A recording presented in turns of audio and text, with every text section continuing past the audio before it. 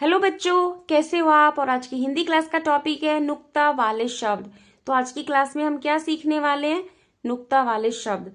अब आप सोचेंगे ये नुक्ता शब्द क्या है, तो सबसे पहले आपको बताना चाहूंगी कि नुक्ता शब्द हिंदी का शब्द नहीं है। यह एक अरेबिक लैंग्वेज से आया है, यानी कि यह एक अरबी भाषा का शब्द है जिसका अर्थ होता है बिंदु। अब आप समझ गए, नुक्ता मीन्स बिंदु, नुक्ता का अर्थ होता है बिंदु। अब आपने तो हिंदी की भाषा में बिंदु ऊपर लगा हुआ देखा है, बिल्कुल सही देखा है, जिसको हम अंक की बिंदी कहते हैं। व्यंजन के ऊपर जो बिंदु आपने लगा हुआ देखा है, इसको अंग की मात्रा कहा जाता है। तो कैसा उच्चारण होता है, पंख, शंख, तंग, जंग, ठंडा, पंखा। अंग की मात्रा मैं आपको सिखा चुकी हूं, तो आशा करती हूँ कि आप समझ रहे होंगे कि जब व्यंजन के ऊपर बिंदु लगाया जाता है वो अंग की मात्रा है। यह हमारी हिंदी की मात्रा है, समझ गए आप। अब जब व्यंजन के नीचे बिंदु लगता है तो इसको कहा जाता है नुक्ता वाले शब्द। समझ रहे हैं बेटा, व्यंजन के नीचे अगर बिंदु लगता है तो वो होते हैं नुक्ता वाले शब्द। बेटा यहाँ पर ध्यान देने वाली बात यह है कि नुक्ता यानी कि जो बिंदु लगाया जाता है व्यंजन के नीचे, वो सभी व्यंजन के नीचे नहीं लगा होता है। हिंदी में केवल 5 ही व्यंजन हैं, क, ख, ग, ज और फ, जिनके नीचे नुक्ता लगा होता है। अगर ये बिंदु नहीं लगा होता तो हम इसको क्या बोलते हैं, ज से जल, फ से फल, ज फ। लेकिन जैसे ही यह नुक्ता ज व्यंजन के नीचे लग जाता है तो उच्चारण और अर्थ दोनों बदल जाते हैं। तो सबसे पहले उच्चारण पर ध्यान देते हैं। अब जैसा कि बेटा मैंने आपको बता दिया है कि ज्यादातर आप अपने पाठ के वाक्यों में शब्द जो देखेंगे वो ज और फ से बने हुए देखेंगे, यानी कि ज के नीचे नुक्ता लगा होगा और फ के नीचे भी लगा होगा। तो इनका उच्चारण क्या हो जाएगा, ज और फ। अब मैं आपको सही तरीके से उच्चारण करना सिखाती हूँ। देखिए, इंग्लिश में आपने IS, is, WAS, was, is, आप सुन रहे हैं मैं किस तरह से बोल रही हूं। उच्चारण पर आपको ध्यान देना है कि नुक्ता वाले शब्दों को, यानी कि जब बिंदु नीचे लग जाता है तो किस तरह से उच्चारण किया जाता है। तो आप इंग्लिश पर आ जाइए। अब IS, is, WAS, was, EASY, easy, ज, FUN, fun, FUN, fun, FAT, fat. अब आपने ये वाले शब्द तो पढ़े होंगे इंग्लिश में, इज, वॉज, फन, फैट। तो समझ लीजिए आपको वैसा ही प्रोनाउंसिएशन करना है, वैसा ही उच्चारण करना है नुक्ता वाले शब्दों को पढ़ने के लिए। अब इन्हीं वर्ड्स को ध्यान में रखते हुए आपको हिंदी में नुक्ता वाले शब्दों का सही उच्चारण करना है। अब आप सोचेंगे ये बिंदी लगाना क्यों जरूरी है, नहीं लगाएंगे तो क्या होगा, नहीं लगाएंगे तो मार्क्स तो कटेंगे। साथ में इस बिंदु को ना लगाने से अर्थ और उच्चारण दोनों ही बदल जाते हैं। देखिए, सजा, सजा, तो सजा का मतलब क्या होता है, सजाना। कोई भी चीज आप डेकोरेट करते हैं, सजाते हैं, तो सजा का मतलब सजाना। लेकिन जैसे ही आप ज के नीचे ये नुक्ता लगा देते हैं तो उच्चारण कैसा हो जाएगा, सजा, सजा। और सजा बोलते ही उसका अर्थ क्या बदल जाएगा, दंड। सजा का अर्थ सजाना, सजा, दंड। अगर आपको पनिशमेंट वाला दंड लिखना है तो आप सजा यानी कि ज के नीचे बिंदु लगाएंगे, नुक्ता लगाएंगे। समझ गए आप। नाज, नाज, नाज, यहां पर नुक्ता नहीं है तो नाज का अर्थ क्या होता है, अनाज। लेकिन जैसे ही नाज के नीचे आपने बिंदु लगा दिया यानी कि नुक्ता लगा दिया तो कैसा उच्चारण हो जाएगा, नाज, नाज। नाज का मतलब क्या अर्थ होता है, गर्व, कि मुझे अपने देश पर नाज है, मुझे अपने देश पर गर्व है। तो जहां पर प्राउड फीलिंग की बात आएगी तो नाज, यानी कि यहाँ पर आपको नुक्ता लगाना होगा। अगर आपने बिंदु नहीं लगाया तो क्या बन जाएगा, ये नाज, और नाज का अर्थ क्या हो जाएगा, अनाज।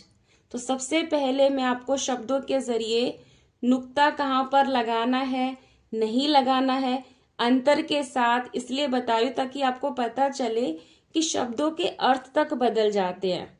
उच्चारण तो बदलेगा, जैसे कि नाज और नाज, लेकिन अर्थ भी बदल रहे हैं। तो आपको ध्यान रखना है कि कौन सा शब्द कहाँ पर इस्तेमाल करना है, तो नुक्ता लगेगा या नहीं लगेगा। अगर आप अनाज के बारे में कुछ लिखना चाहते हैं तो नाज शब्द लिखेंगे, लेकिन गर्व वाली बात आप करें, प्राउड वाली बात आप करें तो नाज।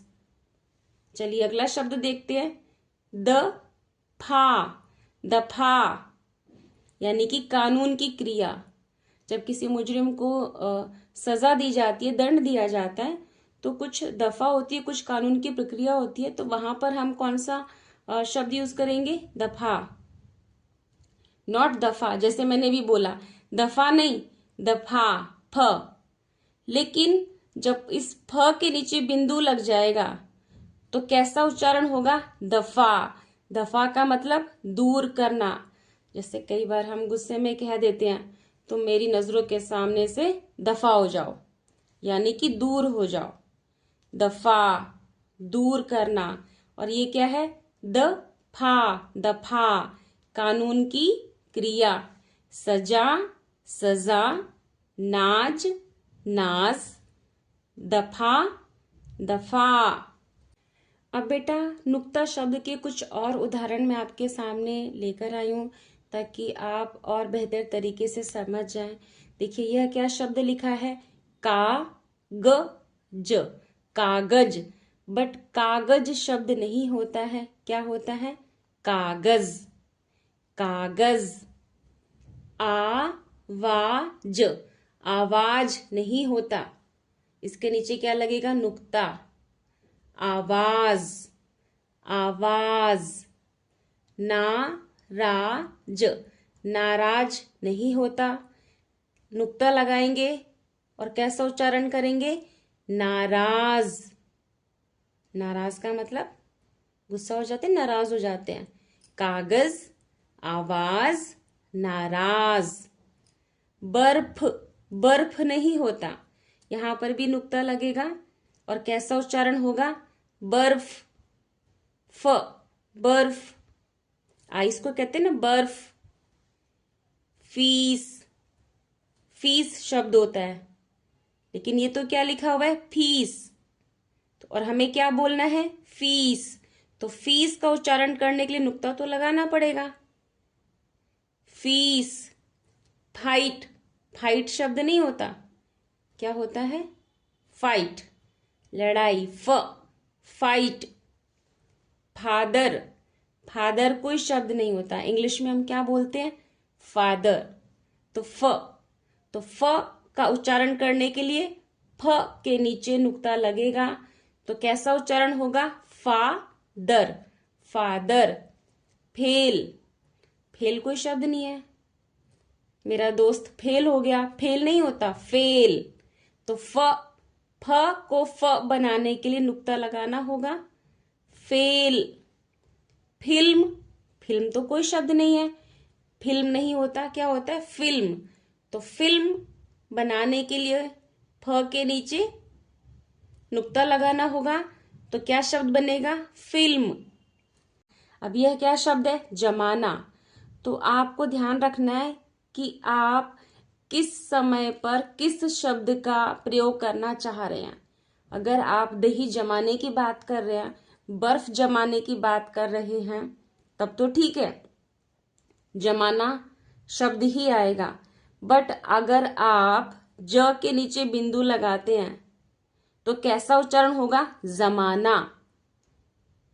कि यह तो इस जमाने की बात नहीं है, इस समय की बात नहीं है।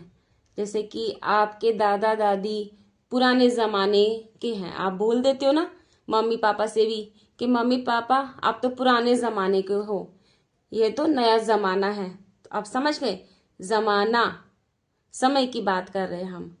और अगर जमाना होगा तो दही जमा रहे हैं, बर्फ जमा रहे हैं। बट अगर हम समय की बात कर रहे हैं तो जमाना, ज। जीना, आप देख रहे हैं, जीना, मैं जीना चाहता हूं, मैं जीना चाहती हूं, वो अलग अर्थ है। जीना डिपेंड करता है कि आप किस शब्द का इस्तेमाल किस समय किस सिचुएशन में कर रहे हैं। ठीक है, ये तो है जीना। बट अगर इसके नीचे नुक्ता लग जाएगा तो क्या बन जाएगा? जीना। जैसा कि आपके घर में ग्राउंड फ्लोर से ऊपर फर्स्ट फ्लोर पर जाने के लिए क्या होती है? सीढ़ियां होती हैं। तो हम उसको क्या बोलते हैं? जीना। जीना पर चढ़कर ही आप ऊपर की फ्लोर तक पहुंचते हो। तो जीना अलग शब्द है, बट जैसे ही नुक्ता लग जाएगा तो क्या शब्द निकलेगा? जीना। कैसा उच्चारण होगा? जीना, यानी कि सीढ़ियां। न्यूज, न्यूज तो कोई शब्द नहीं है, न्यूज। हम गलत उच्चारण कर रहे हैं। तो जैसे ही आप यहां पर बिंदु लगाओगे तो कैसा उच्चारण हो जाएगा? न्यूज। न्यूज, न्यूज का मतलब खबर।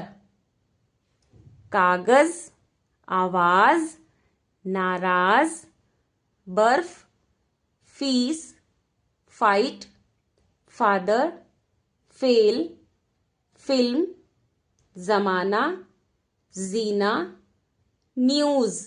तो इस तरह से बेटा आपको समझ में आ गया होगा कि जब आप हिंदी पढ़ते हुए व्यंजन के नीचे नुक्ता लगा हुआ देखते हैं तो उस शब्द का उच्चारण और अर्थ किस तरह से बदल जाता है।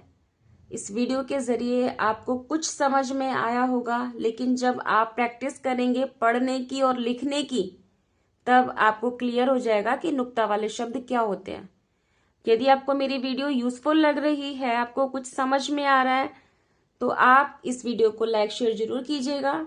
और यदि आप चैनल पर नए हैं तो सब्सक्राइब करना ना भूलें। मिलते हैं नेक्स्ट वीडियो में। तब तक आप नुक्ता वाले शब्दों की प्रैक्टिस करते रहिए। Okay, bye bye.